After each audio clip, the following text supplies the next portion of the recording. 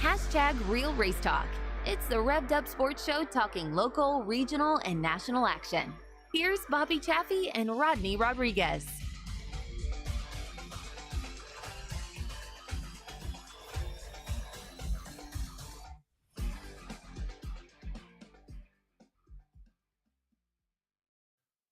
Howdy, friends. Man, it is cold.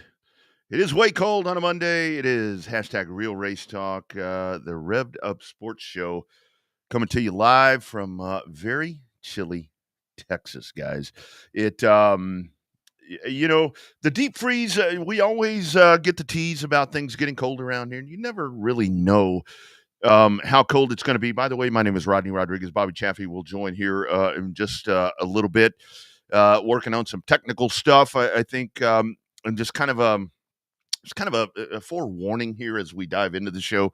We may have some stuff this evening because with technical stuff, because we've got coming up in about 7 minutes, going to talk to Collin Bell. Going to have some great discussion with him. We'll talk Southern States Modifieds. And then top of the hour at 7 o'clock, we'll dive in, and we're going to continue what we were doing last week. What a great show we had with Eddie Wallace. I mean, so many folks that checked in on that. We were so excited to see Eddie Wallace and so many folks checking in. And speaking of checking in, you guys can check in at any point on the program. My man, Magic Mike Knotts right here, checking in, watching from the Texas Roadhouse. Mike, get him to plug this shit in on the big screens. Get him to plug this in so everybody can check this stuff out. Whether you're on one of the YouTube feeds or if you're on the RevvedUpSportsShow.com, wherever you are. Thank you for being a part of this. Post those comments right there, because as we're going along, that's the thing about as we do this, you can actually dive in and talk to whether it's going to be with Mike or Jason. If you got questions for Collin, you can do that as well. Questions for Bobby and I mean, we're always going to be posting those comments. But back to the cold thing right there. It's one of those things, and I got to say, I was pleasantly surprised yesterday. Had get out and get a morning ride in one of my usual rides that I do, and went out, and I had to head over to the local HEB, and I was pleasantly surprised when I went in there, guys. I found a place to park that was relatively close to the front door, so that worked out well. And then after that, I walked in. There was still shit on the shelves, not literal shit, but there was still stuff on the shelves. All of that was working out well. So, I was pretty happy with that. Went in, got everything I needed. I did have to buy a lesser beer than what I usually get, which is pretty goddamn bad because I buy bottom of the barrel. But I had to get a lesser beer than what I usually get, but I did, and all of that worked out. Everything I needed, and all of that is good. So main thing is you guys just be safe and protect everything that's important during these cold spells, because I got to tell you, this cold is not anything that you want to be messing around with. Taking a look, and something that I do want to touch on here at some point during the show. I'll go ahead and dive in right now. Before we talk to Collin, we'll get Bobby on here in just a second. I think he's having some mic issues, but we'll get him to log back in. Really, it was a lot of back and forth this weekend. Flow Sports again doing a great job with. You had two major events that were going on in dirt track circles, and yeah, I don't let's quit trimming. Let's quit saying dirt track racing, asphalt racing. There were two big racing events that were going on this. Both of them were there, and there they were. I mean, you had the Wild West Shootout over in Vado, and then you had the Chili Bowl. Welcome, Bobby, to the show, my man. But I got to tell you, I really was more fixated in the Wild West Shootout simply because I think I was talking about this on Saturday on one of the shows that I was doing. Where I think I like the dirt late models a little bit more. The dirt late models seem to be something to me that kind of intrigued me a little bit more, and I found myself really diving into that. And with the finale right there, with Kyle Larson winning that, I mean, it was going to be Bobby Pierce that had an opportunity to win a hell of a lot of money, but not able to do it. And I think I heard a click. Bobby, you with me, my man? I hope you can hear me now. Look at that right there. Look at I've been having hell with technology this evening. well, Between microphones and internets and all kind of stuff. Hopefully this thing will stay up and running.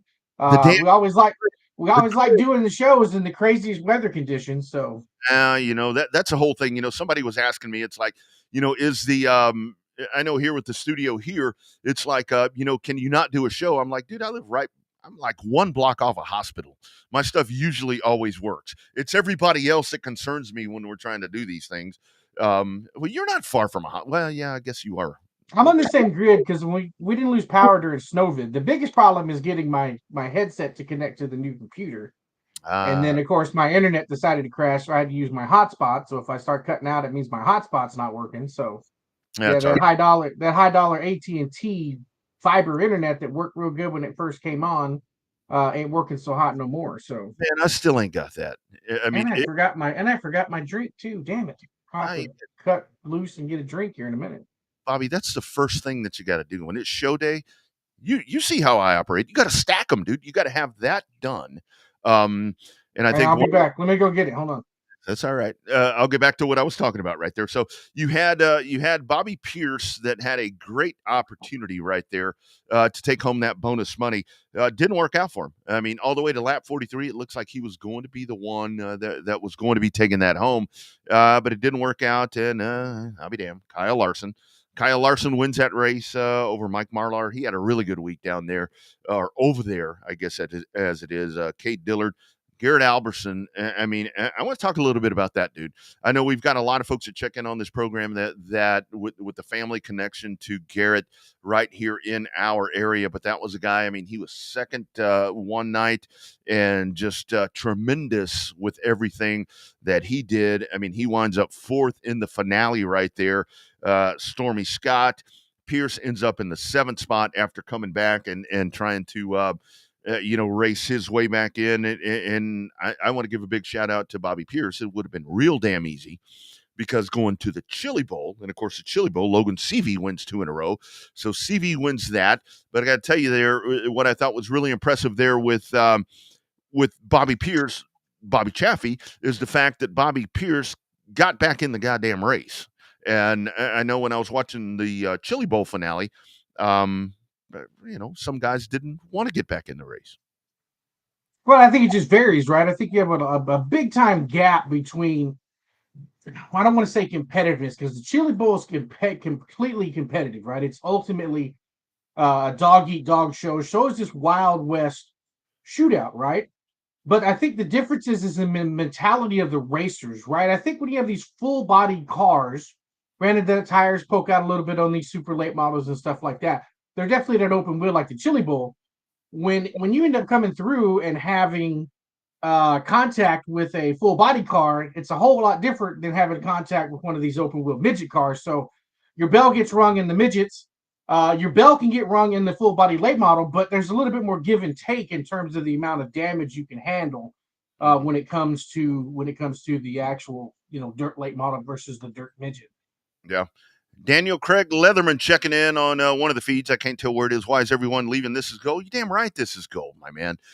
We've been doing this for a long damn time. Yeah, if folks kind of come and go, I mean, they're doing different things. I mean, be watching Pittsburgh trying to catch up to Buffalo right here with NFL. Maybe they're doing that. I don't know what they're doing, but they'll be back. I promise you they'll be back because we've got a stacked program. We have got a stacked program that's coming up, and I love that right there. That right there is one of the best comments I've ever seen. One of the best comments I've ever seen because coming up here momentarily, going to be talking to Collin Bell. He's going to be diving in here as we get set to dive in. As a matter of fact, let's go ahead and do that right now. On a chilly night, let's dive into the hotline for the first time. I think he's in the snow. It is our man, Collin Bell. Collin, how are you doing, buddy?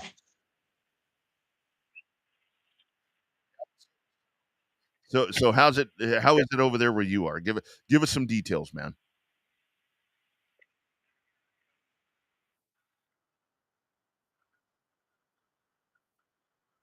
Nice. Well, Thursday. Damn. Damn. So you get it. Oh wow, man. That's pretty good. Let me check in with Bobby. I know we're you and I we were going to have you on video, but we were kind of concerned about connections. Let's check in with Bobby. Bobby, we got you, my man. I think I have y'all, but I don't have Collin, so Oh, I couldn't hear him directly. So maybe I don't know if that's where he's at or that's my system messing up again. But I couldn't hear Collin, so okay. So nothing with him right now. Collin, go ahead and say something. Let's see if we can get Bobby in there.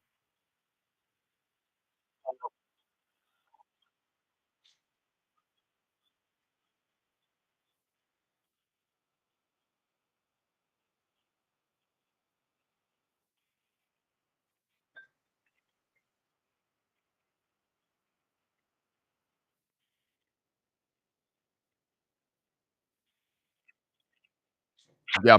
So, Collin, before we dive into that, and again, we're kind of on the fly right here with connections and yeah. so forth. I don't think anybody can hear him, dude. Oh, really? Yeah. Yeah, I don't think that's one of the comments, and then I can't hear him again either. So Oh man, let's take a look right here. Collin, I don't exactly know what is going on. I'll tell you what. Hang on one second. Stand by 1 second, Collin. I'm gonna hang up on you and do one thing, and I guarantee you I'm gonna make this work. So if you would, if you don't mind, if you'll hang up, I'm gonna call you back and get you plugged right in. Yeah. All right, man. All right. So there we go. That's what we do. We run on the fly. So stand by. And we will get this rolling right here because we've got to have these numbers working right here. We've got to have these calls working because this is a huge night tonight. So, Bobby, what he was talking about right there. So were you out of office today or did you have to go in? I know my I had the wife. day off. Oh, that's right. It's in my payday. I had the day off.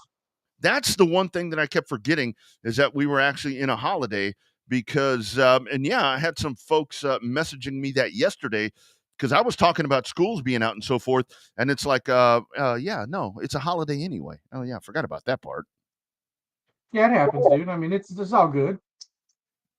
All right, working right here. You guys watch this. This is what's fun about breaking in new technology during a new part of the year, trying to get the show better. We've got bugs and stuff to work out, but it'll eventually be back to the high standard at which everybody's used to for this show. So bear with us as we introduce new technology.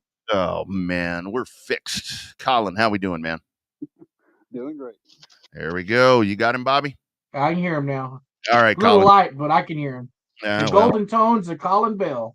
fixing that right now. You guys don't worry. It is all resolved. Collin, before we dive into racing, let's talk about the new gig, dude. That is so super cool what you have accomplished.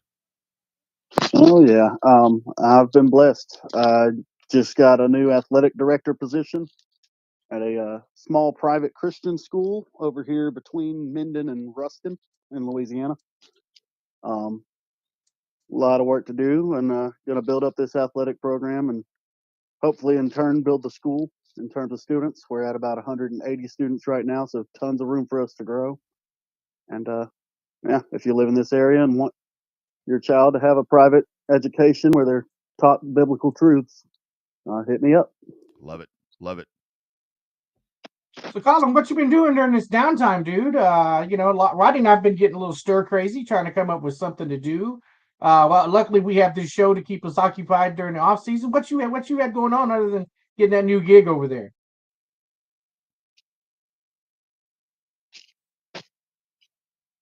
Ah, damn. Sorry, Colin. Could you not hear Bobby on that? I could not. Ah, dog it, Bobby. I don't know what's going on over on your end or this end. I'm not exactly sure what's happening here, but he was asking. So, what have you been doing in the downtime here? Obviously, we'll talk about the new gig there with the series, but in the interim, right there, it looks like you're scheduling a whole bunch of races for your calendar. Oh yeah, it's the same stuff that I did last year.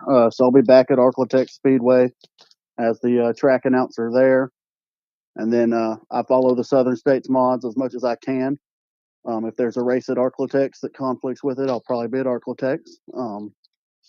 It's kind of how it is. And Chris and Tim and Susie, who run the Bates family, who run the Big Block series, they understand that, and I'm forever grateful for them giving me more opportunities in racing when it seemed like they had died down a little bit.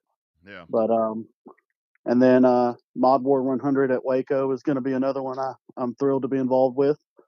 And then we'll just kind of have to see how things go. Last year I made a few trips to Waco, but obviously with the new athletic director gig, it's going to be hard to make it 4 hours over on a Friday. So we'll just see how things go. Yeah, no doubt. Bobby, you want to try again? I'm over here adjusting on the fly. Adjusting on the fly. Normal. Colin, can you hear me? Nope. Nope. I guess not. Still nothing from Bobby. Okay, that's. Can anybody else hear me? That'd be another thing to ask. I know you can. Yeah. Anybody else in the comments? Can y'all hear me? Yeah, that's the thing. You guys double check and make sure that you can hear Bobby. So, Colin, let's talk about Southern States Modifieds. I know we've got that schedule that we're going to be pulling up right here. Kind of talk about how all this came together and what 2024 looks like. Looks like a relatively busy season for you guys. Yeah, absolutely. So, as seasons go, different tracks want you, and some tracks you're not able to get back on the schedule with, and that's kind of the life of a series, right? Mm-hmm. And promoting's not an easy job. Never claimed it was. And so I definitely understand tracks that gave us a shot, and if it didn't pay out on the numbers, that maybe they're not as inclined to bring us back. Right. But RPM Speedway wasn't able to schedule us this year. Devil's Bowl obviously is shut down. And so as of right now, we've got 5 different racetracks on the schedule with a few more that are tentative or in the works, possibilities, I guess I should say. And those will be announced if we are able to seal the deal with them. Yeah. But obviously 105 in Cleveland, they are absolutely huge to the success and the longevity of our series. They love us down there, and there's nothing better than going to a track where the track wants you and the fans want you. Yeah. Hunt County Raceway will host the Southern World Finals. It's going to be a big deal this year. And Lone Star Speedway is back. We'll make 3 trips there. Sabine Speedway has been one of our home tracks for the 4 years of operation, and as has Super B. So we're thrilled to be returning to Sabine and Super B. And then we get to travel a little bit to Hunt County on 105. Lone Star not too far for most of our guys, but we're kind of spread out a little bit now. We got a good base in the Dallas area. We got some North Louisiana, some Central, and about 1 South. And Corey Oltz down in Lake Charles, he's got a haul a pretty good bit, pretty much anywhere we go. But he's also a big supporter of the series, one of our sponsors, Oltz Installation. Mm-hmm. And again, couldn't do it without the sponsors. No that's one of my main priorities as an announcer. You know that, obviously, you've worked with me. But Day Motorsports, American Racer, Oltz Installation, Shed Road Auto Parts, Main Construction, Napa Auto Parts of Manny, the Dillard family, they're helping us out. It's a series for the racers by the racers. A lot of our guys put in their own money to help us continue to do what they love to do. Mm-hmm. No doubt. All right, Bobby, give it a whirl. I think I got it. You think you got it? Colin, can you hear me now? Finally. I can indeed, Mr. UTSA. There we go, dude. All right. Glad you made time for the show this evening. Even though despite the fact it's cold and freezing and icing all over the place. When it comes to how do you end up preparing for all these races? I know Rodney likes to take a lot of notes. I've seen you take a few notes. I sometimes prefer to fly by the seat of my pants, but in your announcing style, how do you end up preparing for these races? Are you like a meticulous guy, have everybody's notes and hometown and everything else about their dog's name and everything else? You like to fly a little bit on the outside? I'm an over preparer. And it kind of depends on what I'm announcing. So if it's my home track, I'm announcing every class. I'm trying to get to every car before because you can't assume that the same guy is driving the same car every week. People jump in other people's cars, and if they climb out in victory lane, you might look like an idiot. So I try to avoid that. But for series races, I know those guys so well, and our car count ebbs and flows, but it's always going to be the same guys. For the most part, I'm going to know if they're coming before they're coming. Mm-hmm. So it's not like we'll show up in Cleveland and Matt Shepard shows up, and I have to scramble to get his sponsors or anything like that. I pretty much well know my guys, and it's a lot easier to focus on the actual racing, but I can rattle off their sponsors without even thinking about it or looking at the notes. And allows me for more fan interaction as well, which is a big thing with tracks that we're traveling to, and the whole experience. Yeah. 4 or 5 years back, nobody ever thought they'd see a big block modified race in the South. Mm-hmm. No, I agree. Collin, you were talking kind of back to the Southern States Modifieds. You were talking right there. How important is that? I mean, because, working for a series, I mean, it's one thing, when you're at a track, regularly.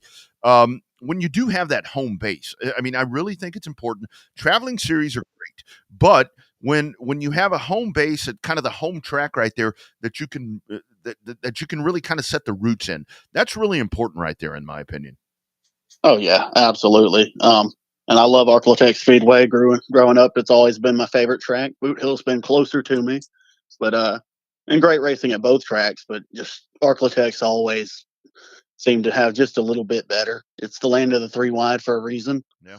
And just since I've been announcing there, you may end up 1 wide one night, and it might be 6 wide the next night. It's just that's another thing I think a lot of our track workers don't get enough credit, because there's a lot of guesswork in how to prepare a racetrack, and weather is not friendly. It never has been. Mm-hmm. And sometimes you hit it perfect, sometimes you don't. But a lot of the time up here, even if the track isn't great, we have so many good racers and guys who are willing to try a different line that they'll make it work to where we still get some good racing.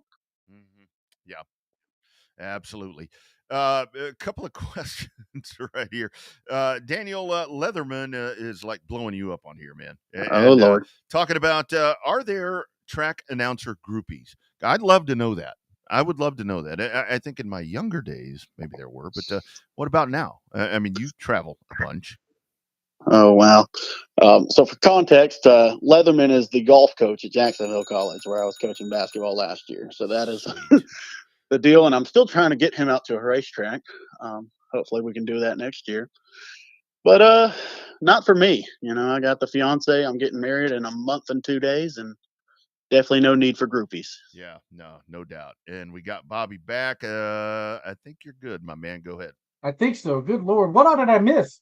Y'all talking about groupies and golf coaches and all that? What did I miss, man? Yeah, do you have any?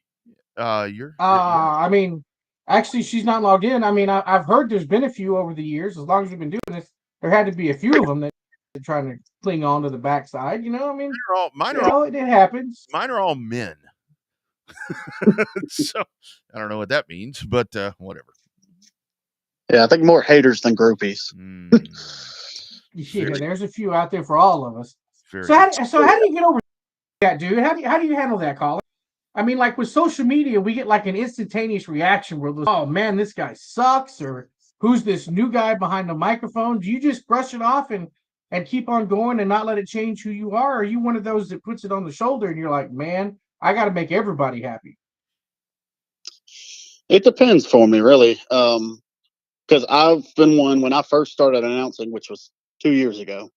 I was one that was really searching for feedback. Like I'd say it over Race on Texas all the time. Message me, if you think there's something I need to do better and all that, which is a dangerous game to play. Yeah, I get that. Yeah, but I it couldn't is. get feedback, positive or negative. I was just looking for any kind of feedback, and now I'm confident in what I do. But every once in a while, you'll see a comment that irks you a little bit. But at the end of the day, you just got to realize that some people have their opinions, and some people don't. I mean, some opinions are just rubbish. Is the best way I can put it. I mean, even for example, I talked about a little bit the Mod War 100. Yeah. Uh, Yeah. Talk I'm about that. I'm Yeah. very blessed to be in the top 4 for that, and I posted on my personal page. There's no way in the world I should be in the list of the top 4 in the country. And if you voted for me, I appreciate it, but you're outside your mind. But again, looking through that, Rodney got 1 vote. That's insane. People That's have me. their opinions, and a lot of them are bad because Rodney is top That's me, tier buddy. here in the South. And exactly, it just there are some guys that are on that list, and again, Rodney's only on there once. I'm not sure if I saw Bobby's name in the comments or not. And again, that's Nope. I didn't get a single damn vote, dude. No wow. one apparently likes me outside of Edna, Texas. I got the black. I'm only halfway liked down there. Yeah, and I saw myself once, and I was like, "Wow, I'm really blessed." And I debated with myself on whether I wanted to share that or not. But once I realized that each vote was actually, or each comment was counting as a vote, I'm like, "Shoot, I don't care. I'm going for it." Yeah. And there's a bunch of people that commented on that probably have never even been to a dirt track and don't see a race, but they know me and they know my No. brother, so they were putting me and Josh on there. And No. I'm really blessed to get to work with 3 of the best in the country. And there's no stretch for those 3 being the best in the country. It's Jerry Van Sickle, Zach Clark, and Chris Steppen. And again, I don't belong in that list, but I'm blessed to be there. No, man, it's a great thing, and congratulations on that. I mean, that really is a cool thing to be a part of that show. That's going to be one of the best shows of the year. So, kind of before we kind of wrap all of this up, I mean, Southern State Modifieds. Obviously, you're going to be doing that. We pulled up that schedule. I'll do it again, but kind of talk about some of the other stuff, Collin, that you'll be doing in 2024. I know that calendar is mega loaded, my friend. Oh yeah, so it's all the normal races at Arklatex, and we have a bunch of memorials there as we did last year. I think the only one we're losing is the Mike Parker Memorial, which Justin Whitehead travels that one from track to track, so he's bringing it back to the 67 Speedway. That'll be a great show. Not sure if I'll be involved with it or not, but we'll see how things go. And then again, the Southern State Modifieds. 105 Speedway. They're honestly kind of a little bit crazy down there. Caleb and Joey, there'll be nights where we're really not pleased with our car count. And, typically a promoter, if you show up with not very many cars, they're not going to be happy. But there was one night we went to 105, and we had blown up 5 motors at Devil's Bowl the week before. So we knew it was going to be down a little bit. And we pull in there, I think we had 8 or 9. And Joey just pulls by with a 4-wheeler and says, "I'm going to add an extra $1,000 to the purse tonight." I was like, "Dude, you're crazy, but thanks." So they've got us on for 7 races this year. We're going once a month, and if you can zoom in on that picture, it's 1,200 to win each time we go down there. So that's increased from our 1,000 to win typically, but it's 350 to start, and that's really that's the big part. A lot of our guys are having to pull down there, 3 or 4 hours. It's 4 for me, but that's more than a winning purse in some classes. For years, factory stocks would race 300 to win and still get 50 of them. But, and we've never had a B main in this class. You can get a race ready car for somewhere between 10 to 15 grand, and you're going to get to run the feature every night. Yep. And 7 times at 105, or you'll make 350 to start every time. And the big one there at the end, the Texas Grand, we will be a part of that for the first time ever. And some other big ones, the Southern World Finals at Hunt County Raceway. So just what it sounds like, you have the normal World Finals over at Charlotte. That consists of super late models, 410 sprint cars, and super dirt car big block mods, right? So the Southern World Finals will be the American Crate Late Model Series, the ASCS Gulf South 360 Sprints and us as the Southern State Modified. So same 3 styles of cars, but a little bit scaled back from the national scale, of course. But it's going to be a really cool thing. And Hunt County's a great racetrack, you know. And again, just those dates for 105 are all tentative. And by tentative, I mean it doesn't have a number date by them. We're just going once a month, and we don't want to spoil their schedule release, which I'm sure is going to be a big deal for them. You know, every track works really hard on their schedule, so we don't want to spoil, 7 of their dates before they even get there. Right. So those will be filled in once 105 unleashes their schedule for the 2024 season. But again, just really excited. Lone Star's back, so this style of car I don't think has ever raced at the Lone Star Speedway without the wings, as they have in the past. Yeah. But and we're trying to expand. Arkansas, Oklahoma, some of these tracks have never had a race like this. Mississippi has shown interest. We just don't quite have the base to pull enough cars that we want over there. And so we're just continuing to grow. Interesting. May be able to help you with that. So we can kind of talk about that offline. Also, before we cut you loose, you mentioned it. Congratulations on the wedding, my man. How's that affect racing? I know a lot of guys, it's like, I'm getting married, and I never fucking I never see them again. See, and there's another category where I'm just blessed. I'm very blessed, man. Yeah. Like, my fiance, soon to be wife, she loves racing. That's good. And I never really thought I'd find a woman that loved racing as much as she does. So we're getting married February 17th, and that is her date. Because I was willing to miss a race, but she doesn't want me to. Oh. So we're getting married before racing season because she doesn't want me to miss a race. Love it. And, it's amazing. It's good stuff. And just never thought I'd find a woman that supported me this much and loved racing and supported my coaching and everything. I'm just really blessed. Melissa is incredible, and can't wait to hitch it. Yeah. Get hitched with her. Yeah.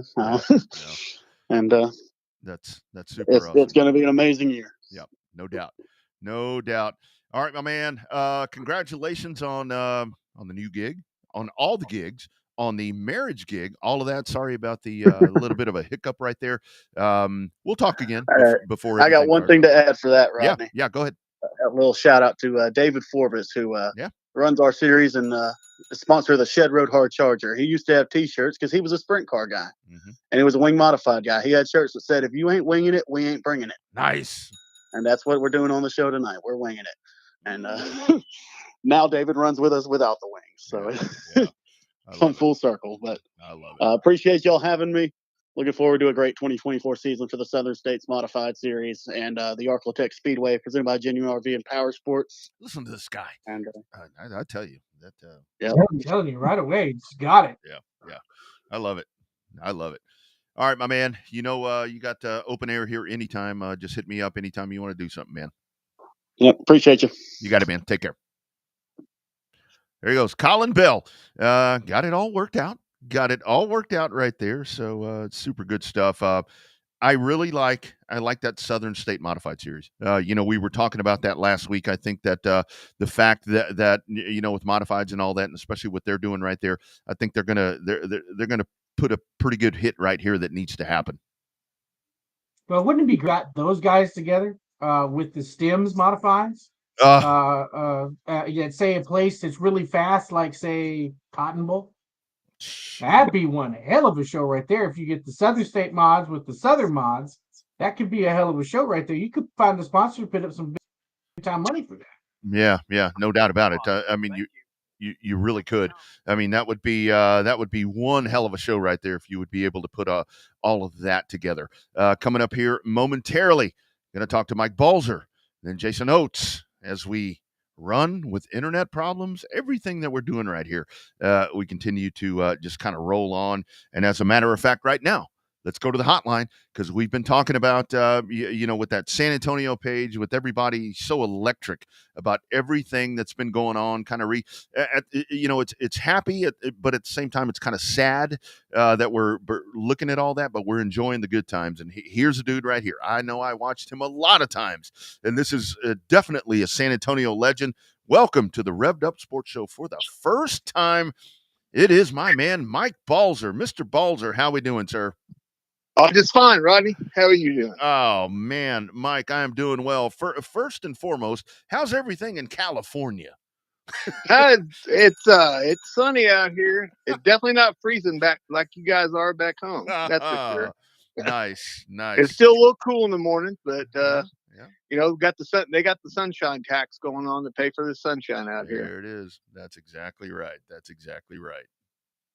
So, Mike, give us the Cliff Notes version how you ended up in California, because you got long, deep time roots in San Antonio. How'd you end up all the way in the sunshine, sunny there? I still commute. I come home, every couple of weeks, and so go back in time. One of my best friends in college, we were all in the Texas A&M Sports Car Club. That's how I got my motorsports roots, and my buddy Jay Biddle, if anybody's been out there in the automotive industry, they probably know JBA Headers. He's the guy that started that company, and he has a speed shop he's had out here for 35 years. Well, a couple of years ago during COVID, he called me, and I was idle at the time, and he says, "Man, I really need some help out here managing this place. We got so much work. We don't have anything, not enough people." So I said, "Oh, okay." So I came out here, and been about 3 years now, and been running back and forth between there in Texas, and put my hands on a lot of cool cars. Got a hell of a business here, and it seems like there's a never-ending flow of people that have money to spend on these things. Yeah. So, Mike, let's kind of dial this thing back. I mean, I remember the A&M club. I remember all of that. I mean, I remember, reading everything there about you. So, with all of that, how did you fall into ending up racing on the half-mile high banks at San Antonio? Well, it's funny you say that, Rodney, because one of the guys at autocross, I did a lot of autocrossing and some drag racing and stuff. And everybody knows him, another legend out there, John Benker. That's right. We autocrossed together there in San Antonio, and then he got somehow or another, he had a friend that got him to build a street stock. And so, unfortunate for me, or fortunate for me, he got me to come out there one time and drive that car around the track. And I got the sickness really bad. So my last autocross car got cut up, and it was my first stock car. Nice. So, Mike, I had a question. We'll probably get to it later on in the interview, but I wanted to ask it now. It seems like nowadays you get guys that are stuck in they just stay in the same class year after year after year after year. And it seemed like you guys down at San Antonio, if you finished top 3 and top 5 or won the championship, instantaneously that next year you jumped up a class. Because I remember you running the street stocks for years. A couple of years there, you started running up higher in the points, and the next thing you know, here comes the black and red Grand Prix late model. So what was the decision behind that for you when you guys started moving up classes after you got? That's a really good question. My main reason, so in '88, I built a super stock, which was a class up from street stock. In late '88, I built one, and to run the Texas Classic, because that was such a big deal back then. Yep.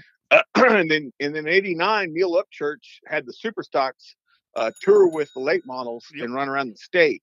Yep. And I had bought a car that was Ray Becca run it at the Texas World Speedway, and unfortunately, I got the car. It was really cool car. It was really set up good, except the roll cage was a little dicey, so I put my own roll cage in it and built that car. In '89, we toured with Neil, and we ran Corpus, Odessa, and I think Corpus a couple of times. And and all the time we did really well with that car, and I enjoyed having to be able to walk bigger tires and go a little faster. And then when we got the NASCAR sanction in 1990, I liked the way the rule set was, because it gave a lot of parity.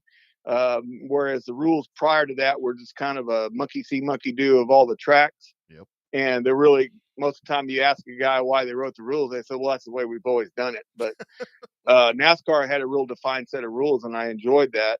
And I thought, this would be a place to go. And not like the super late models where, the cost was pretty expensive. Mm-hmm. Yeah, no doubt. So Mike, back when you started, I mean, those street stock days, I guess it was. Kind of talk about that. I mean, obviously, my dad competed with you. Man, you guys, I remember 25, 30 cars. I mean, it was just, it was out of control with you guys. Yeah, Right. it was a heyday. Yeah, Rodney, it was, man. It was some of the best times. You know, Jim Creech, Kenny Hurley, Mhm. Donnie Harelka. I mean, you could go on. Your dad, Ben, was, you know, one of the finest racers I've ever raced with. Super nice guy, by the way. And I mean, there's a whole bunch of guys that I probably have forgotten their names, but I really enjoyed racing with them. Yeah, we had Kenny and Hurley and I actually talked about this one time. You know, we always finished pretty well up in the front. Yeah. And so, you know, back then was the point average days, and Mm. so high point average guys would start in the back, and we, with that many cars, we usually had 30 lap races, and so we had to figure out how many cars per lap we had to pass to get to the front. And so the beginning of the race was usually pretty much a melee, because everybody's trying to get as many positions as they can, and if a yellow came out, you definitely were fighting to get Yeah, up there. So no doubt, no doubt. You know, Mike, one of the questions we ask people, and the guys that have been successful at San Antonio, we've all asked them the exact same question, and nobody has repeated the answer. And the question is, what's the fastest way to get around was the fastest way to get around San Antonio Speedway? you know, San Antonio Speedway, you know, I studied a lot of tracks over the years, and I watched a lot of racing on the short tracks and stuff. And San Antonio, the way San Antonio was built, you know, a lot of tracks, you go down the straightaway and you go to the bottom and you come back, you know, hug the bottom, you come back. San Antonio was different. You kind of ran down the straightaway and you kind of uh, diamond the corners. Mhm. And so it was kind of like a smaller track in some aspects. Um, but you had to have the car, especially coming off coming off two. If the car pushed a little bit and the guy behind you was a little freer, you're going to get passed. So you worked on trying to get the car to be free coming off the corner, but not so free that you're going to be loose. So it was a challenge, and both corners are a little different. You know, you can run a little higher line in 3 and 4, and you run a little tighter line in 1 and 2. So it was different for Yeah. sure. Yeah, that's a good point, Mike, because it really is. I mean, if you stand in the middle of those corners, they were short corners, but they were banked. I mean, but very short corners. You mentioned the NASCAR Winston Racing Series, and of course the success that you had there. Talk about that part. You mentioned it a while ago, but that really was a game changer to where it put San Antonio, the Speedway, and you guys. It put you on a national front to where you guys were right there, recognized as some of the best racers in the country. It did level the field, and it really was a game changer for San Antonio, where I think that a lot of folks kind of pushed back on that. But looking back, I think short track racing needs a lot more of that right now. Yeah, and so and I've gotten a little vocal about it in the past. NASCAR. A lot of times the rules, and it may get a little long-winded here. You can cut me off if you want to, You but go ahead. so the problem with the rules set, the old days, the rules were usually on 2 sheets of paper, or maybe sometimes 1 sheet of paper. And so, there was all those giant gray areas in between the printed words. But NASCAR, basically what they did, they filled in all the lines. Now, were they perfect? No. But the good thing about it, in my opinion, was you had a referee. So the NASCAR, if you had a problem, if you ran their rule book and to their rules, when you had a problem, say the driver in the track or a rules deal, you could call NASCAR and they could be a mediator in the situation and hopefully come up. And that was the way I looked at it is that they've been doing this a long time. And then prior to us becoming a NASCAR track, they had been running that type of car for like several years on the East Coast. So they were pretty dialed in as far as how the rules should be and what the parity should be in the classes. So they still left you a lot of ingenuity, which is great. They didn't take that out of the equation, but they did decide to try to help control the costs for the racers. Yeah, no doubt about that. I mean, that really was something that was way important back in those days, to where they came in and did really try to do that. Mike, I know I mentioned this to you in one of the messages that we had back and forth. Talk about, I think I always thought it was really cool, because I was a young kid back then when you started in those street stock days. I always loved the fact that your mom, it was such a big part of your racing. It went on, I remember with Fast Car and all of that.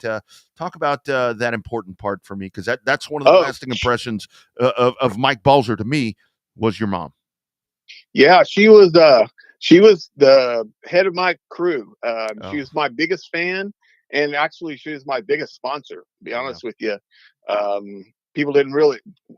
A lot of people really know. We always had to cross our company's name and everything on there. But at the end of the day, my mother funded most of my racing over the years. My father passed on early, so she loved racing. She loved the excitement. She loved people. Mm-hmm. That was her biggest deal. She loved people, and she loved the excitement of the races. And she never met a stranger. Oh, and that's right. God bless her soul. After she passed in 2003, I just didn't really have it as much as I did prior to that. Mm-hmm. No, I totally get that. Think we got Bobby back. You there, my man? I think so. I love technology, right? It's not that I didn't pay the bill. It's just it doesn't want to work in cold weather, apparently. That's cool. Yeah, it's freezing up your lines. Yeah, it's freezing up my lines, man, even though they're all underground. Talk about I remember the one race, and you probably do too. It was one of the races that I had planned with Terry Dickerson. That was the TSRS versus San Antonio Speedway Late Model Challenge at San Antonio Speedway. The first time came around, it was fast. The grandstands were packed, and Mother Nature said, "Nope, not today." The second time around, we came back and did that race again. I believe you're the one that walked away with that big trophy. What do you remember about that race? Yeah, I did. So that was a challenge, because we ran a lot of the 10-inch tires, and they ran on the smaller tires, and also I think, Bobby, that had to be 04, 05, somewhere in there. I think that was around that time period. So yeah, I changed the car up. There was a deal everybody was running called Big Bar Soft Spring deal, and I had never run that. I had always run a different kind of setup. So I said, hey, I'm gonna go try this, and I threw a setup on the car, not knowing. I just basically did my research and said, I'm gonna go out there and I'm gonna try this, and plus running on the 8-inch slicks versus the 10-inch slicks, and that was a parity between the classes. That was really cool. So we were limited on our tires. I think we could only have one set of tires for both races, if I remember correctly. So the first race, I went out there. The car was like right after practice, and the car was like stuck like glue. And I was like, oh my God, I fell into this. Yeah. And the car was just like a go-kart. I mean, it was a completely different feel than I had before. But even with the small tires, the car hooked up. So got out there about, I don't know, halfway through the first race, and I had electrical gremlin, and the car shut off on me, and I couldn't finish the first race. But I finished, because of car count. And so I started the second race, and I had to. I think I ended up starting in mid pack or whatever. I can't remember exactly, but I'll be honest with you. There was, granted, I think the car was really good. I don't know about the driver, but but I lucked out because not finishing the rest of that race, my tires were a little fresher than everybody else's, and that was not by design. But I'll tell you that right now. Yeah. So I always like to qualify my successes. So I like, So John Heil was probably their fastest guy. He's still around. Yeah, old John. Yeah, look what he's doing. He's building some great cars. Right. He's got a heck of a business going on. He's really come a long way. He's not a bad driver. Yeah. And, and he's Mr. Aggressive too, that back in the day when he's a little younger, he was. Yeah, right. And, man, I ended up working my way up to the front, and he was behind me, and you know, at that time we had radios. My crew chief Vernon was on the radio, you know, and he'd let me know where he was, inside, outside, you know, what's going on. And he, you know, he kept nose diving down, but his car was set up pretty loose, and he just, you know, and we had multiple restarts, and but you know, the way my car was geared, I could stay in the gear longer than he could, so I could get a pretty good jump on the start. And he'd come flying down and try to take me out going in the corner. And he got it into me a couple of times, but eventually I think he overheated his tires, and I finally checked out. And I don't know that I won by that big a margin, but yeah, that was a great race. Yeah, it was really good. I think that was the last race. Honestly, I think it was the last race I won before I retired. Man. So Mike, coming up in a little bit, Jason Oates is coming on after you, and he just messaged. Awesome. He messaged me, and he's like, "Tell Mike to quit talking." But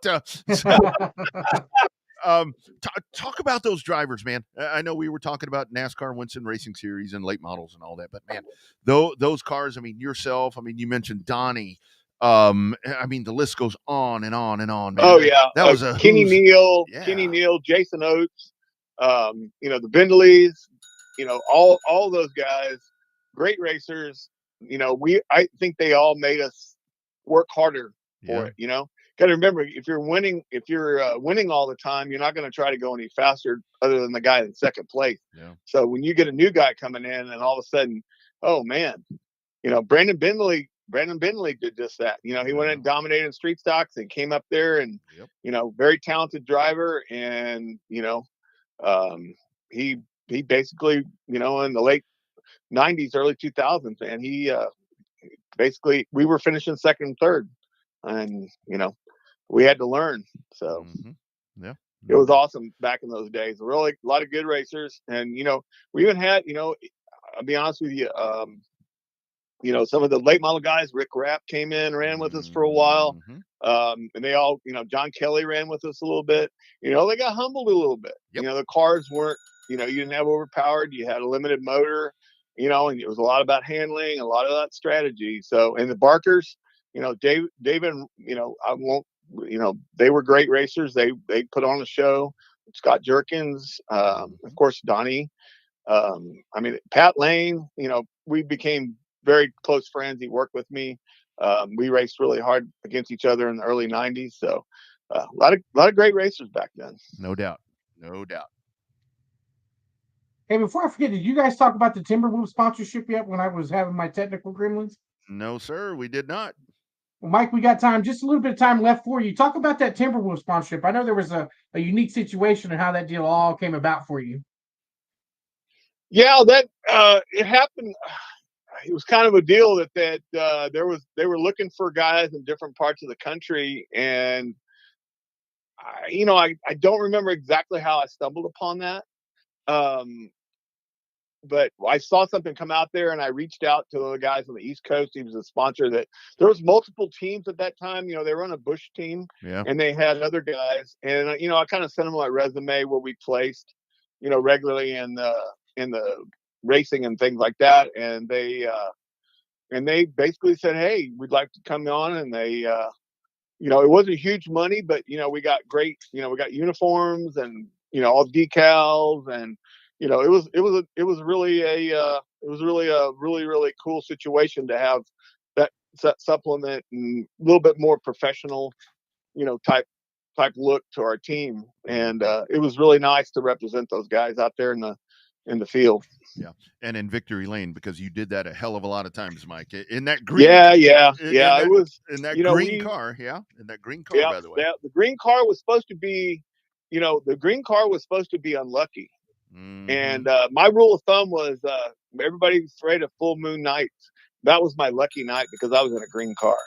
Man, I'll tell you one thing. When it comes to San Antonio, you and John Kelly kind of squashed that stuff because you guys in green cars and Wally Garcia for a while in a green car. Yeah. And I'll tell you, you know, John Kelly is was always one of my mentors, and one of the nicest guys you'll ever meet, man. He's a great guy. I still talk to him every once in a blue moon. We're both sportsmen. We do love our outdoors and hunting and things like that. So. Yeah.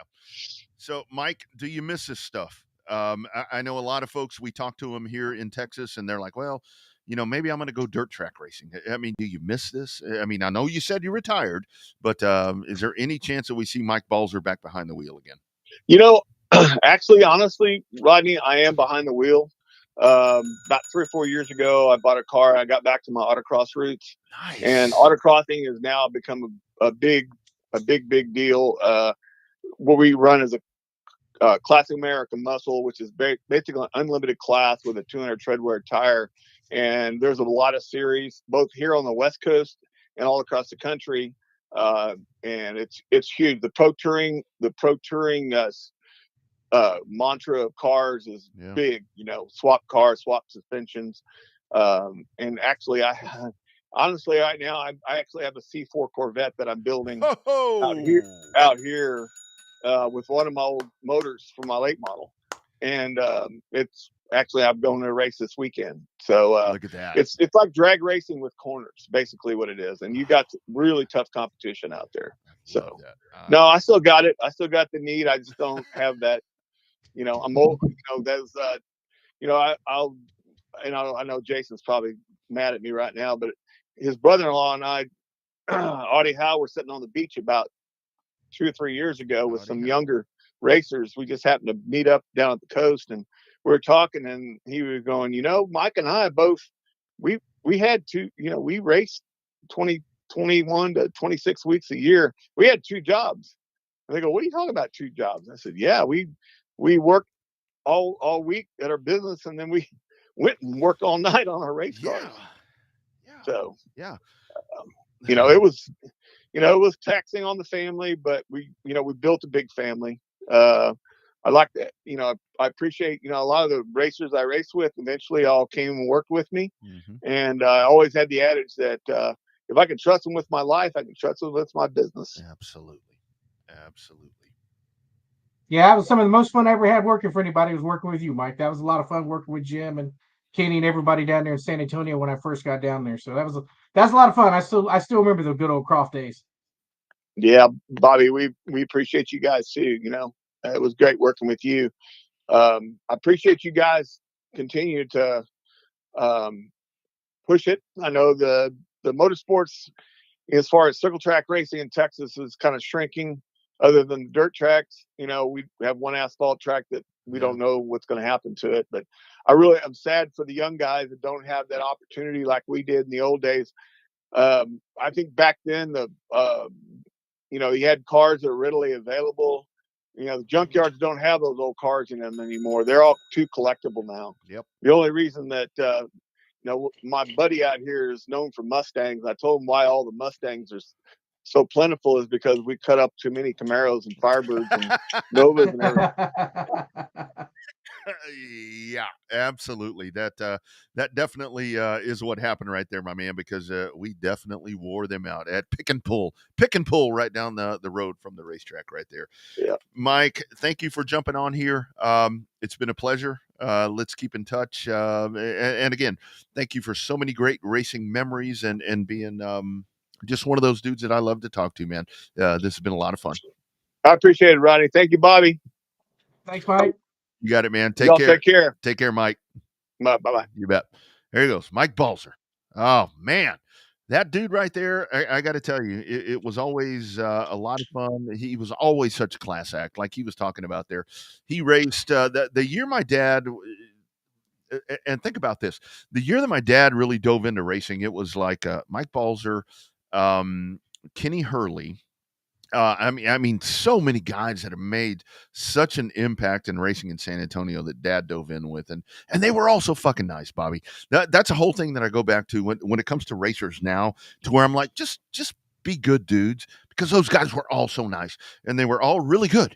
They were all really good, but man, they were just good people, and that's what I miss. That's what I miss these days. It seems like everybody nowadays just sits in the holler, especially the kids, right? When they're done, they don't know how to socialize.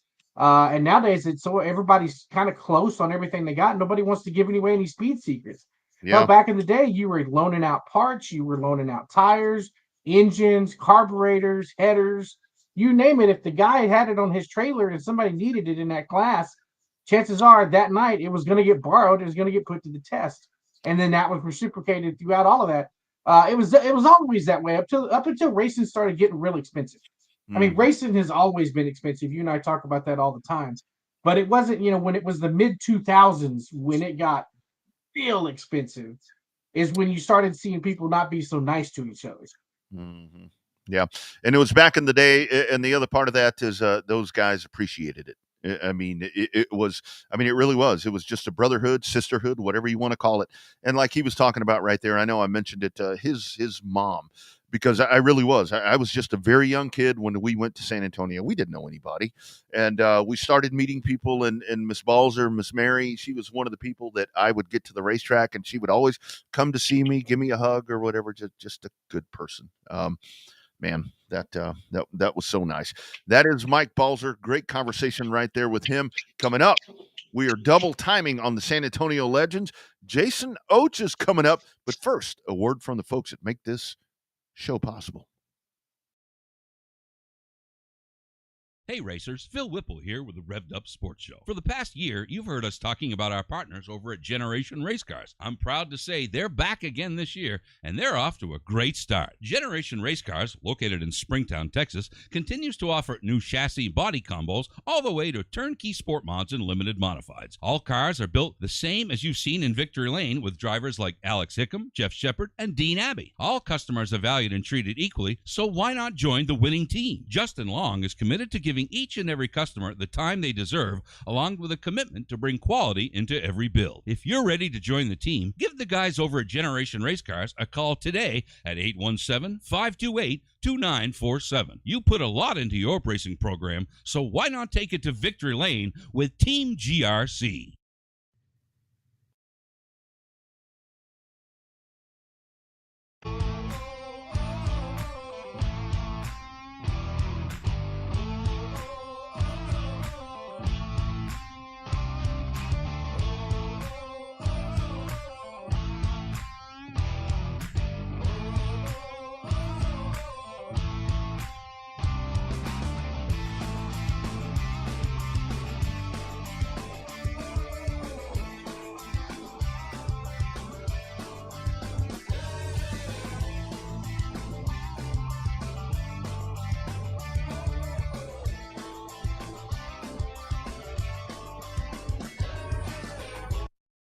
Diving back in, hashtag Real Race Talk. Bobby Chaffee, Rodney Rodriguez.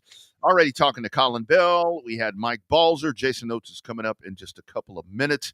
Weather an issue. What a mess. All this shit going on. I saw some comments right there when we were talking to Collin. The Dallas Cowboys. Yeah, I get it, guys. I appreciate all the jokes. And it's like, Bobby, I get people poking at me.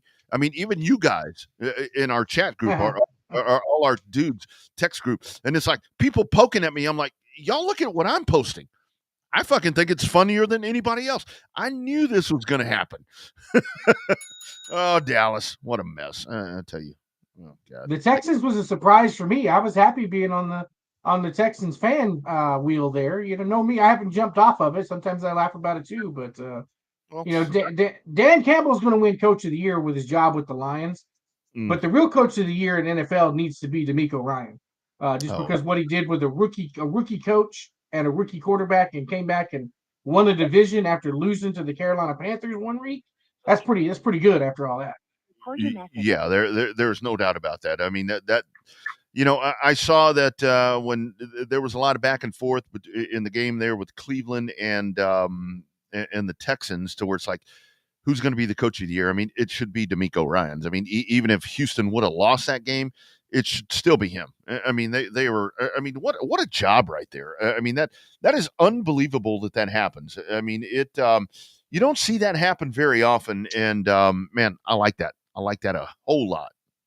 Yeah, lots of hope for the future. They got a lot of young guys in there that could be. They are franchise. I mean, granted, CJ Stroud came from the Dark Empire there of Ohio State, but I've learned to enjoy him now that he's part of the Houston Texans franchise. So lots of good things. I noticed that I didn't have a lot of their guys on my fantasy team, but maybe next year it looks like we need to look at the Texans a little bit harder for a fantasy football league. Well, and I think the whole thing is with that is CJ Stroud may finally be the one that is going to silence all that. Those quarterbacks from Ohio State, they're no good. I think he's kind of squashed that a little bit. Yeah, he's got great numbers despite missing a few games too due to concussion. So speaking of a few races, let's go back to the hotline. Legend number two, talking about San Antonio, Bobby. Mike Balzer there talking about all the great times right there. And for me, this is like going back to talking to guys that, I wish I'd have been older back then when I could have made more sense talking to them.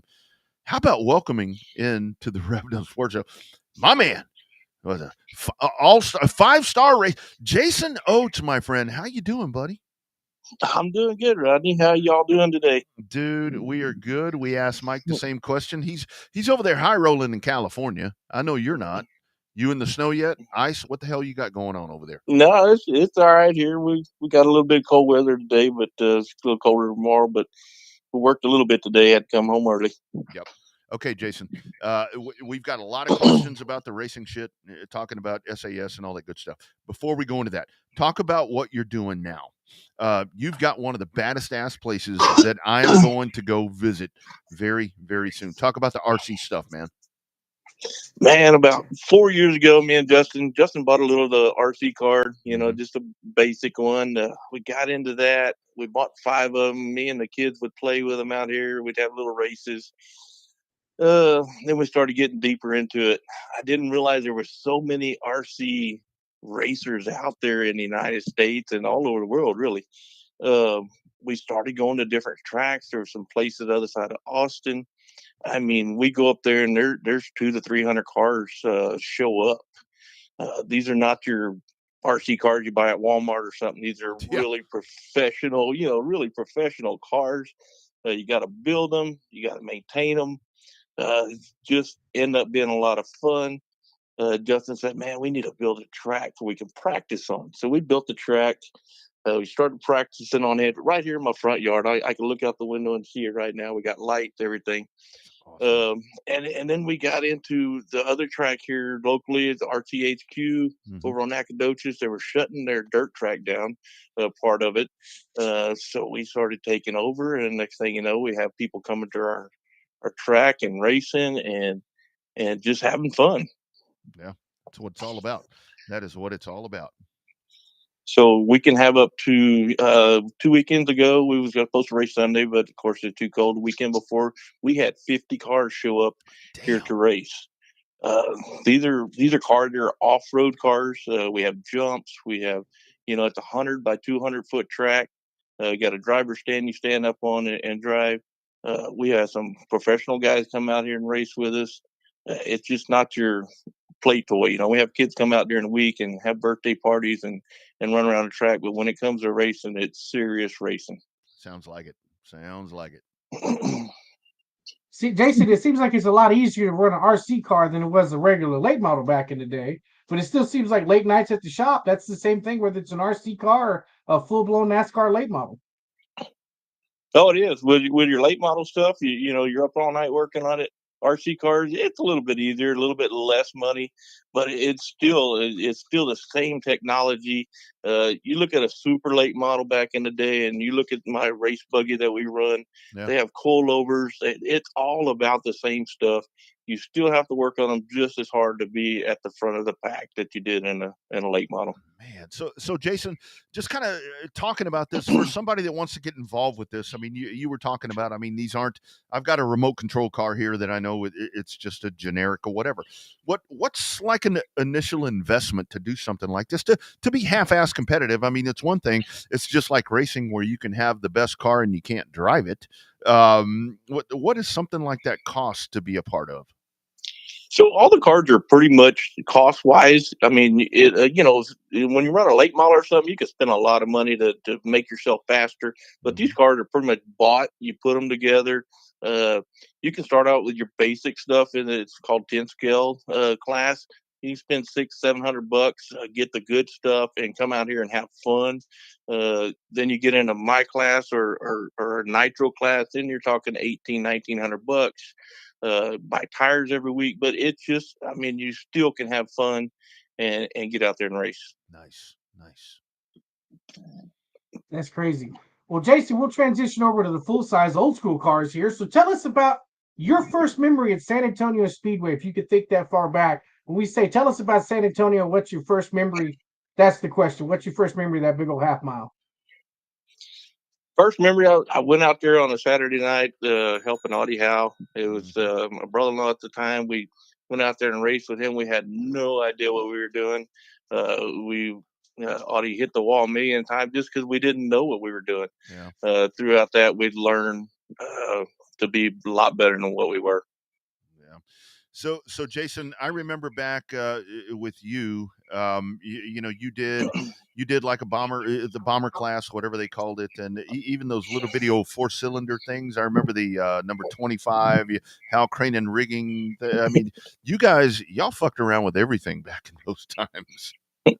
Yeah, I mean, I remember going to work at Hal Crane, and we'd had 5 race cars in the shop. We couldn't even get a crane in there to work on it. Frank Hal was so big into this racing.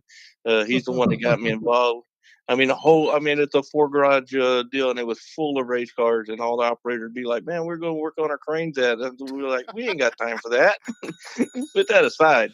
Oh my God, that was awesome. Then we run the 4-cylinder, we run the bomber. The bomber class was the funnest. That's where I really learned how to drive. Back then there was no handling. You just got an old car, put a roll cage in it, and you went out there and had fun. It was hard to drive, and you just had to make it work. And then they got into street stock or super stock, and that's when you really started changing things up and trying to race hard. So what's the difference? We've heard it a couple of times tonight. We've heard about the street stocks and the super stocks. I always saw the pictures of the super stocks, and they look similar to the street stocks. What was the difference between those two classes, guys?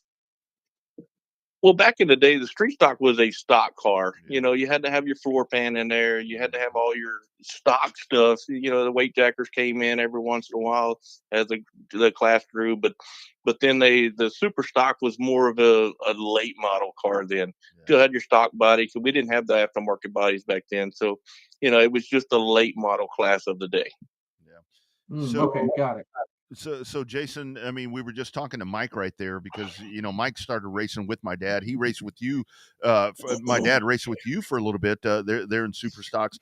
Kind of just talk about those drivers. I mean, you guys, you all elevated into late models and everything, but man, y'all were some of the best drivers that we will ever see that were in those super stock and street stock classes back then. Yeah, I mean, Mike named them all. I listened to his deal. Mike is very long-winded, as we laughed about. But yeah, I love Mike. But yeah, all the guys he named, George Hagee, Brandon, Donnie. We all raced together. We all learned together. It was always a tight competition, but we had our squabbles. Me and Mike got into it, and he spun me out on the back straightaway after I tried to wreck him, and they ended up making us leave the track that night. We had to wait outside the track till the races were over. So we had the squabbles with that, and but it was all fun and game. Mike called me that Monday morning. We talked and laughed about it, and we went on. And it's a couple of drivers have been like, and like Mike said, when you're winning, they all think you're cheating. They all think you're doing something wrong. We never cheated. I mean, there was, we pushed the rules to their max limit. For sure. That's what racing is about. And you'll hear Dale Jr. all talking about it. I mean, that's all it's about, is pushing that rule to the limit. If you get caught, well, then you're cheating. If you don't, I mean, it's because you're pushing your rule to the limit. That's right. So, Jason, any special story behind getting to be the number 5? Was that just the only number available, or how'd you end up with that world famous number 5 for that 5-star late model? Well, it was 25. That was Audie's number. That was Frank Howell's number throughout the years. And then when me and Audie started racing together, of course, that's the only reason. We just took the 2 off. That was a good number. We lost that number for a while. We were running the 8 number toward the end because some other driver had it, and we wasn't racing that year. But yeah, number 5 just came from that. Yep. So, Jason, Mike was talking about like with the NASCAR late models. I remember, when you went there from the super stocks, with the Lumina bodied car and all that. Kind of talk about as that happened when NASCAR came in. And I know that Frank had a big part of that. Cindy did a great job with everything that was happening right there. Kind of talk about when NASCAR came into San Antonio. I think that was a really big time for racing that really shaped San Antonio Speedway. It was, and before Frank got the track, Joe Harm talked about it before, and we had a meeting. Oh, you got to pay $100 for insurance. People like, no, we're not doing that, But then when Frank's like, no, we're gonna do this. NASCAR talked to him. We're gonna do this. We're gonna make it work. We could have handled the rules, or he could have handled the rules a little bit different with the carburetors and stuff. We should have went 100% the NASCAR after the first year run. Everybody get changed over, and then we could have took that car and went and ran anywhere in the United States. I went to Nashville with a car with that, NASCAR late model. Got to run against Dale Jr. and Casey Atwood, people like that. I mean, I pitted right next to Dale Jr. when he was 18 years old. Got to talk to him, got to learn from some of the stuff his pit crew was doing and stuff, and they helped me. But the NASCAR late model made the whole difference. So, Jason, we were talking about it before. It seemed like you mentioned that you guys had your own rivalries amongst each other. But man, if somebody broke or you needed something, if it was in your hauler or in your trailer and somebody needed it, that was it. You let them borrow it, and that's what made that, to me, is what made the classes in San Antonio so unique back in the day. Is on the racetrack, you guys were cutting each other's nuts off to try to win the race. But man, once you got in the pits, everybody was trying to sit there to be the best of everybody. So, talking about that a little bit.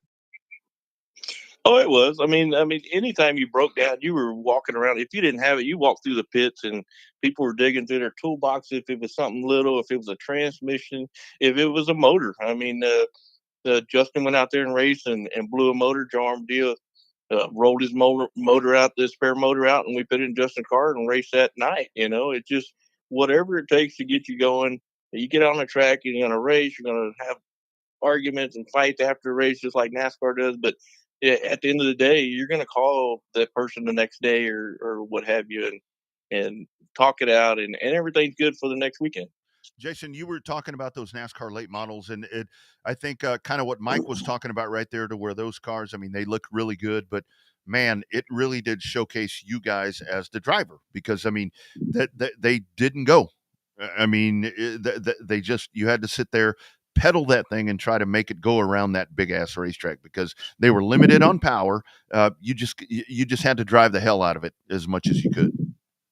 Oh, you did. I mean, it saved the motors for sure. I mean, when we run them big carburetors, we were blowing motors up all the time. When the smaller carburetors came in, you still had the horsepower. It just didn't spin the tires as much. I feel that I had an advantage. That's when Tommy Owens came in. Him and Irvin Bright had been running. They ran Nashville with a smaller carburetor. He had dynoed the smaller carburetor. When all that came about, it was just like we had a big advantage because he's already tested and did that. So that's when we went out there and won all them races, just because we were a step ahead, just like any race team would do to make it better. They was just a step ahead. It was, it was easy. We had to start in the back. We had to pass all the drivers. We just dominated until, of course, Brandon Bentley came along and he just started kicking our butt. No doubt about it. No doubt about it. All right, Jason. So I asked this question on Facebook because I've always remembered this car. And it was, I guess it was 92 when you were having bad luck. The way I remember, because I was a kid then, maybe 10 or 12 at that point, maybe 13, doesn't matter, is that you were having bad luck that season after coming off a back-to-back track championship. So you kind of changed the world, and you painted the back half of your car green because green was supposed to be bad luck, and you put a rubber band worth or zip tied some peanuts to the roll cage. What can you tell us about that mindset when you did all that to try to get the good luck back in 92? Yeah, I mean, it was coming off a 90 and 91 championship. We just couldn't get it going. One night, me and my guys, Steve Walls and couple other guys were there and like, man, I'm going to paint the back. It was a Saturday night deal. We painted it. We couldn't put the stickers on a Friday night deal. Couldn't put the stickers on until Saturday morning to get it ready. We painted it green. My sister freaked out. They all like, oh my gosh. And then we took some peanuts and stuck them on a roll cage. And if I'm not mistaken, we went out and won that night. It just kind of gave me an extra boost and went out and did good that night. And I think it was on the talk show or something that Trey Ware had that next weekend, how we painted green and won the race. Well, that kind of falls into what we were talking about. Kelly had a green car, Balzer had a green car, and there's that. So green wasn't unlucky at San Antonio. Jason, talk about the characteristics of that damn racetrack. My goodness, to get around that thing. I mean, I learned how to race at Speed or Longhorn, and then coming to that thing. Holy shit. Kind of talk about what it took to get around that place. That it was scary. But man, if you could figure it out, my goodness, that was a fun place to race. People ask me about the track and they say, well, how fast do you go? The people that don't know racing, I said, well, we might go 90, 95 miles an hour. And they're like, well, that's not fast. I said, but yeah, then you got to turn left, Yeah. and then you got to do it all over again. And you're pushing just like any race car like that, you're pushing your tires to the very limit. If you could go faster, you'd probably hit the wall because they're going to let loose. Mike always diamond, just like you said earlier, he diamond the track. I always kept it out longer. I kind of watched Irvin Brighton. I think he's the one that taught me a lot of it. Yep. He would keep it out longer and just more, you're still going to diamond a little bit, but keep it out longer and then make that big circle work for you, not just dive in there, slide up the track, and then diamond down.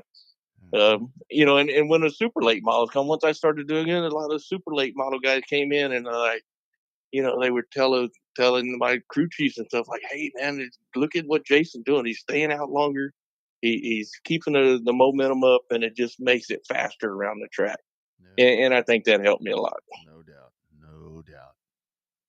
It's so funny, Jason. I don't know if you're just talking to Mike. We ask everybody that's run good at San Antonio, won races and championships, and nobody has said that they use the exact same line to get around that place. It seemed like there was only one or two fast lines, but everybody has a different idea. From Tommy Grimes to Greg Davidson to John Kelly, Slick Yeomans, they all say the same thing. Everybody has a different way to just finesse that track just a little bit to go fast. And it's still funny after all these years that nobody has the exact same description of how to make that pace fast. The problem was the straightaways were so flat. When you came out on that straightaway, it was, you had to just wait for your car to settle. On the late model, when the less horsepower, it helped out a lot. But, when you came off that high bank, you could turn it and make it turn. But when you came out on that straightaway, you better be ready because it's going to get loose at certain times and you never knew when. Yeah. So Jason, let's talk about once Justin got behind the wheel, because I got to race with him. Man, he dives into that Camaro, and man, he was unbeatable. Kind of talk about the transition for him once you guys decided it was time for him to go racing there at SAS. Yeah, I mean, we bought a car. We bought Brandon Bentley's car that him and his dad had been racing. It was after half a year of racing we realized it was in really bad shape, but it was probably the fastest car there in the street stock or what have you. Justin been there since he was 5 years old. He'd walked into that track and was in the grandstands with my family. I never knew my family was that. I knew they all went to the races, but here the last couple of years, my parents died. And all they talked about at the funeral was about the races, going to the races. We all went to the races. And that was just, it never said in me that my family, that's all they ever did. Yeah. So, Justin coming up, he knew everybody at the racetrack. We didn't go me and my wife, or Cindy back at the time, didn't go to the races. And Justin, I want to go. He was 12 years old. We dropped him off at the back gate. And all the racers, Doug LeJay and all that. We'll take care of him. Don't worry about it. We went and did our deal. It was a, TIDA race or something like that. And we just dropped him off and they took care of him. Oh my God. So he got in that Camaro. He didn't know how to shift the car. He went on to drive. Luckily we had radios, they could use radios back then. And I taught him how to shift and drive the car on the first lap. of the practice. Yeah. That's when I think Marcus was running or Kenny was running. Yeah. And he made it, first race he did okay. Second race he did better. I think he really got up there and maybe even won the second or third race. Just being around it the whole time of your whole life, in the shop watching me work on it, just being around it your whole life, you just pick it up. And he had the talent for it and did good. Yeah, no doubt. Sure as shit did. Yeah, it was crazy because I remember around that time it was like you went from Jason Oates, the superstar, to Justin's dad. That had to be a change for you, but at the same time, it had to feel real good that Justin was running so good that it's like we see like with Dave Blaney and Ryan Blaney. He went from being Dave Blaney the racer to Ryan Blaney's dad. That had to be a real cool transition for you and your family there at San Antonio. Oh, it was. It was getting to the point that racing was not my everyday deal. I was getting tired. We did it for so many years. Like y'all talked, we do 22 to 24 weeks straight. I mean, there was no break. It was so much stress. Had a full-time job, like Mike said.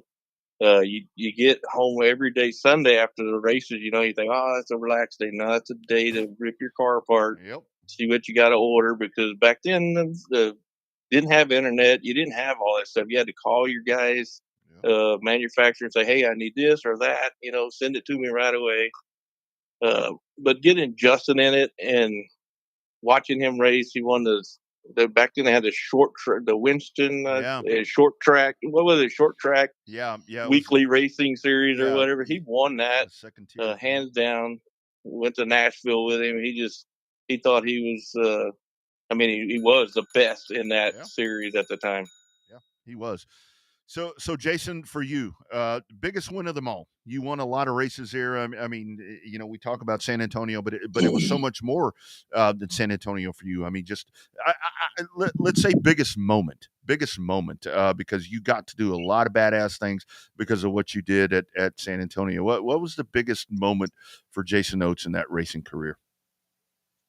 Yeah, that's a good question. I don't really think I have a biggest moment. No. Winning all the races with Tommy Owen. Tommy Owen passed, his dad passed. Winning them races with him, and just the look on his face when I would drive up after just really racing good and winning the race, and watching the look on his face and just a grin on his big face. It was just, that had to be some of the best times we've had. No doubt about it. All right, Bobby, here you go, man. I don't know. I asked all the questions I wanted to ask about the chili pepper car, ask about the story behind the 5. I got nothing left unless there was something we texted about and I done forgot. No, that's okay. Jason, I do want to ask. I mean, with all the memories, with everything coming up in San Antonio, I mean, I saw that you were tagged on that.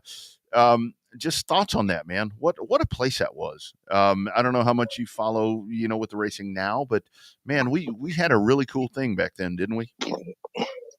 Oh, we did. I mean, I had the opportunity of racing there all them years, and then when Frank bought it, I raced a year or 2 years, and there was a lot of talk about favoritism and all that. Oh yeah. I was nepotism, whatever you call it, for a couple of years. Remember that? Nick Holt talked about that when he was on here. He was like, oh, Nick was my crew chief. Yeah, Nick was my crew chief for 1 year, and all he wanted to talk about in the newspaper back then, I thought we had a newspaper about Jason Oates, son-in-law of Frank Howe, husband of Cindy Oates. It's like, come on, guys. But I gave everybody an option. Just, hey, put your money up, tell me what you want me to turn out. I'll show you everything. Especially during that time, I didn't even push the rules. I had to make sure I was 100 and 110% legal. I didn't even push no rules. So that was being able to do that, and then fall into, a couple of years of that, I got tired of it. So I went to being the tech inspector out there. That's right. Yeah. Me and Frank and Cindy, we rebuilt the whole track, repaved the whole track.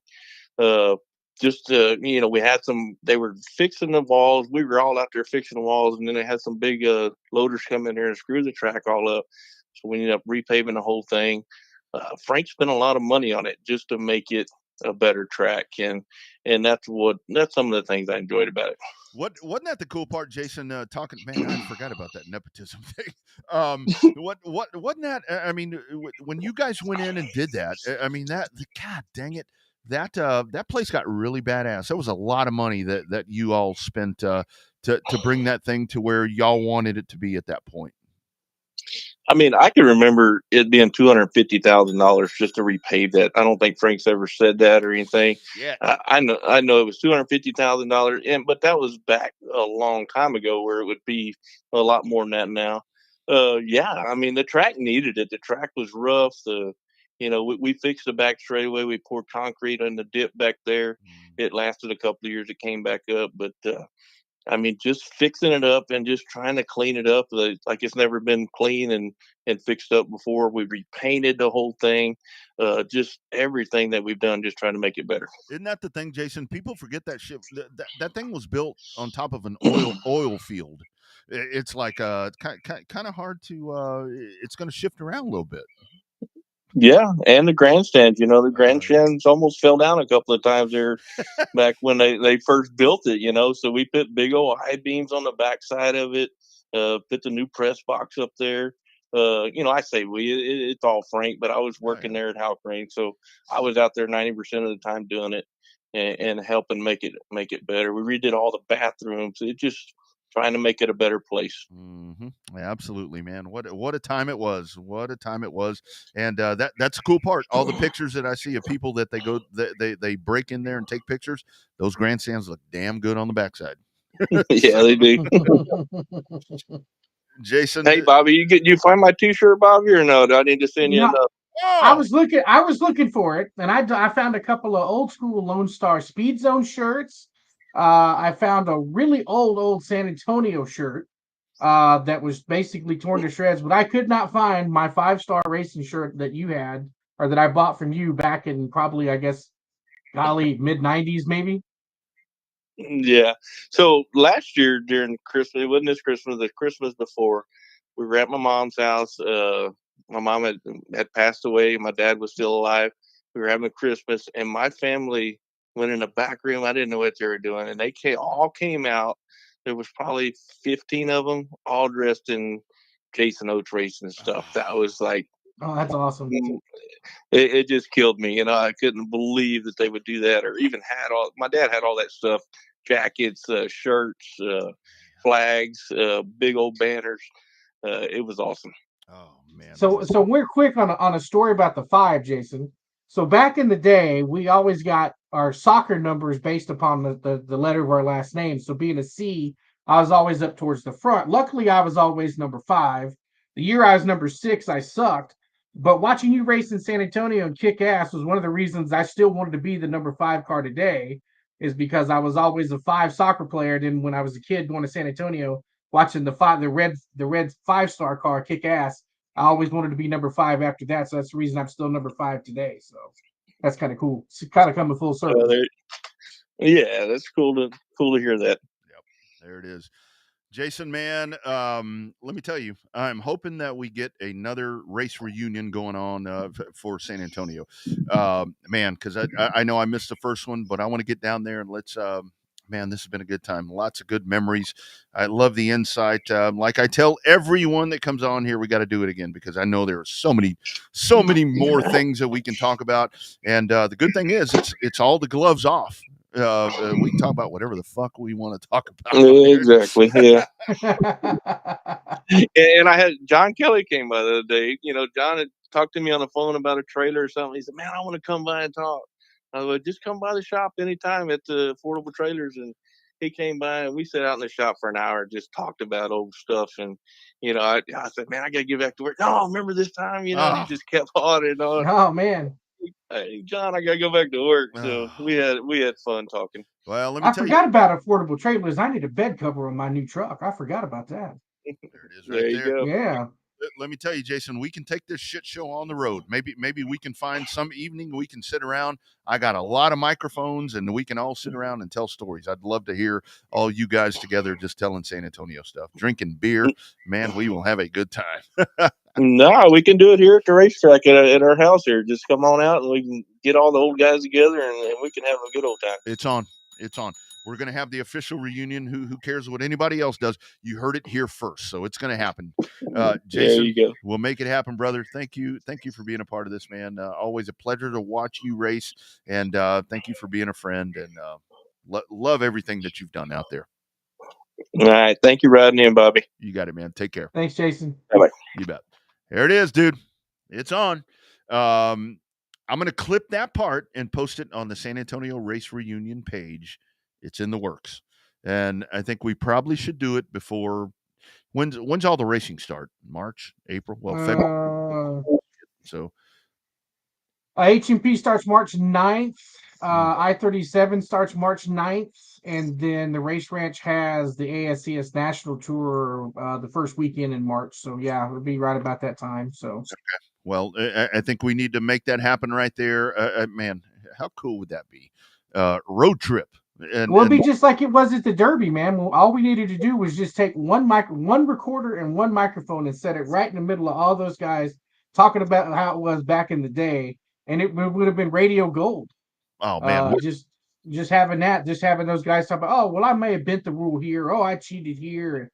I remember when we used to get the tech man to think that we were doing this and we were doing this instead, and that'd just be like we did that time at the Derby, man. Yep, no doubt about it. We're going to make that happen. I think that would be a really cool time. On that note, again, one more word from our friends in San Antonio. By the way, what do you think about this, James Cole? It is On Demand Shirts.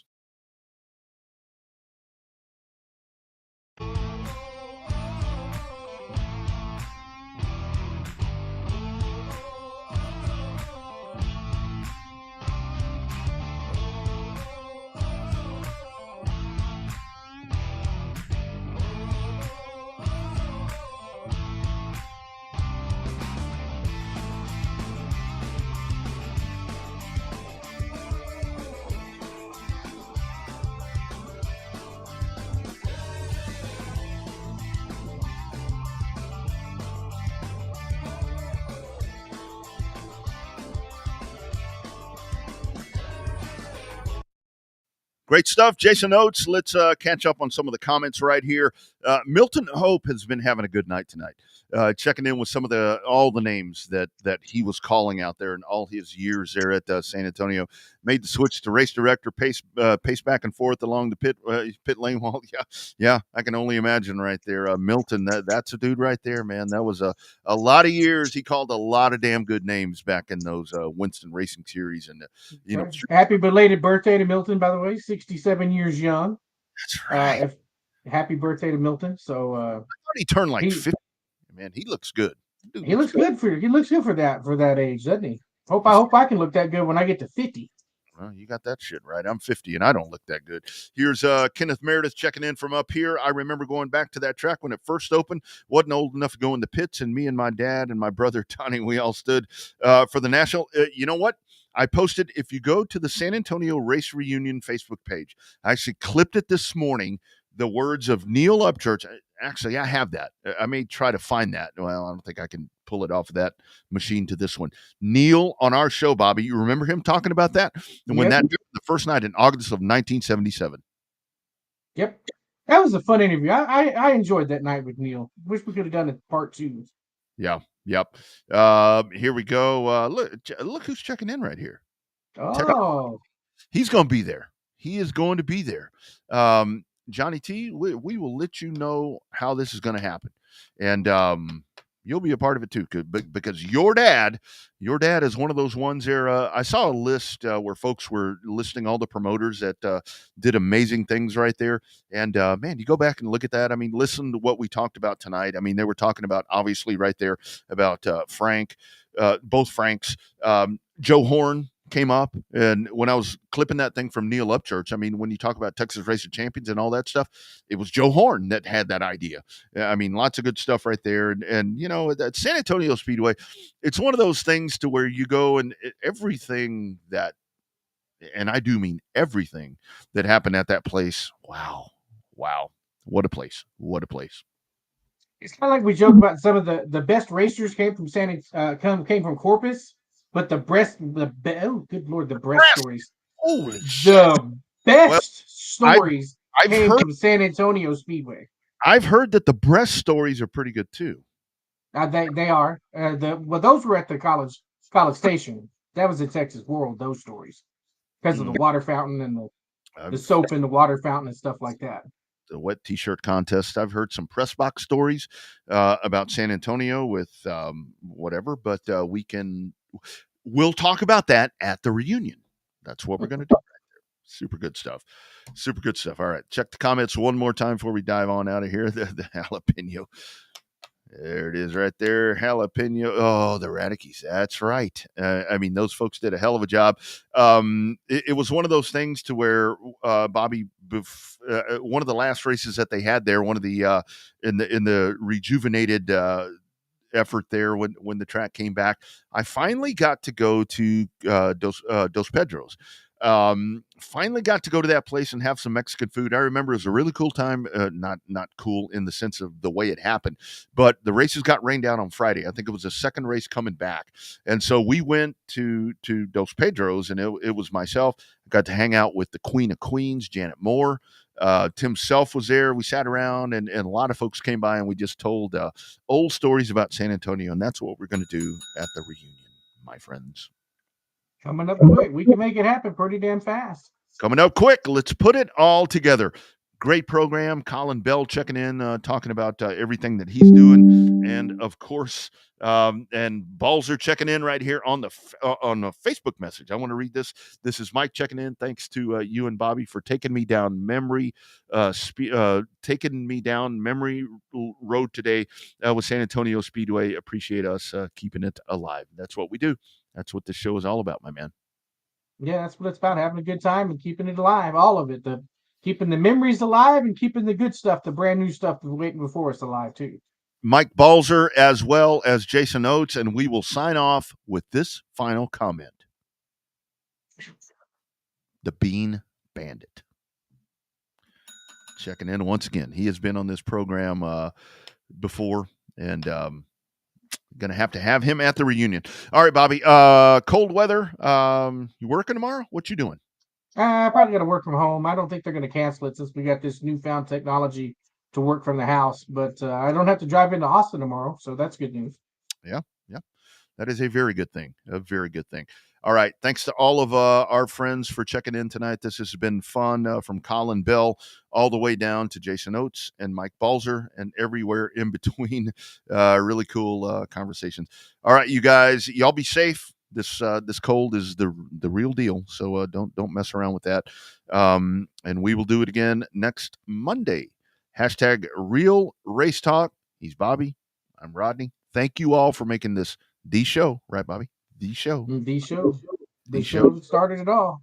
The show of the shows, even through internet issues and all that bullshit. This is # Real Race Talk from Texas. We will see you next time around. It is the Revved Up Sports Show. Y'all be well.